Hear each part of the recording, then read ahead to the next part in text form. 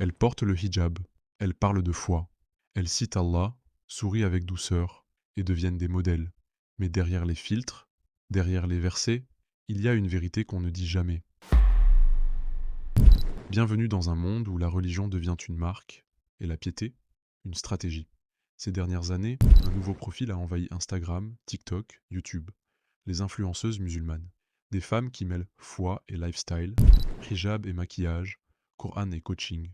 Elles vendent une image de piété moderne, soignée, contrôlée. Elles sourient, elles inspirent et elles attirent des milliers, parfois des millions d'abonnés.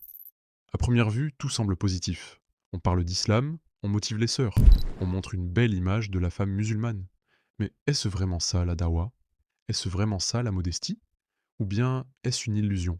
Beaucoup de ces influenceuses vivent de ce qu'elles partagent. Elles monétisent chaque regard, chaque clic, chaque masha'Allah en commentaire. Sponsorisées par des marques, elles font de la publicité pour des hijabs, des soins de peau, des formations. Des formations parfois très chères pour devenir une femme pieuse et épanouie. Mais la piété s'enseigne-t-elle en PDF? En coaching privé? Depuis quand l'islam se vend à 97 €? Le plus inquiétant, elles le font au nom d'Allah. Elles habillent leur stratégie de versets, d'invocation, de rappel, mais au fond, elles construisent une marque. Et une marque n'a qu'un objectif: attirer, séduire, vendre.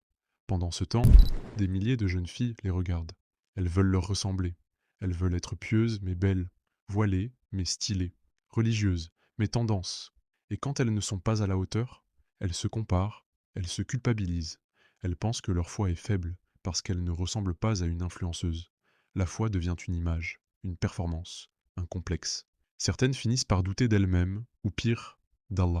Mais l'islam, ce n'est pas une vitrine, ce n'est pas une mise en scène. C'est un chemin intérieur, discret, sincère. Le prophète Mohammed sallallahu alayhi wa sallam nous a appris à cacher nos bonnes actions, à craindre le regard des gens et à ne rechercher que celui d'Allah.